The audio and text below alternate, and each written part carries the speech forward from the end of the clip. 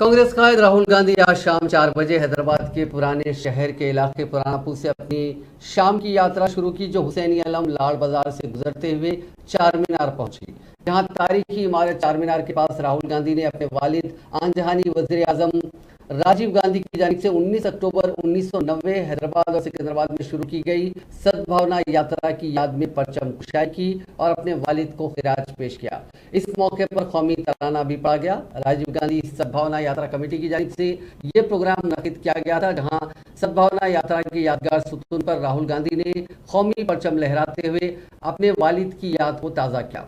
बाद राहुल गांधी की भारत जोड़ो यात्रा गुलजार हाउस, मदीना बिल्डिंग, नया पुल, उस्मानगंज, मौजम जाही market, Gandhi Bhavan, Nampally public garden से होते हुए शाम करीब 6:40 पर निकलेस रोड पर पहुंची। उनके हमरा कुल हिंद कांग्रेस के सदर मल्लिकार्जुन खड़गे, पीसीसी सदर रेवंत रेड्डी, साबिक वजीर मोहम्मद अली शब्बीर, साबिक chairman Hyderabad Congress committee minority department Sameer Waliullah, Congress Arjuman Syed Nizamuddin और दूसरे मौजूद थे।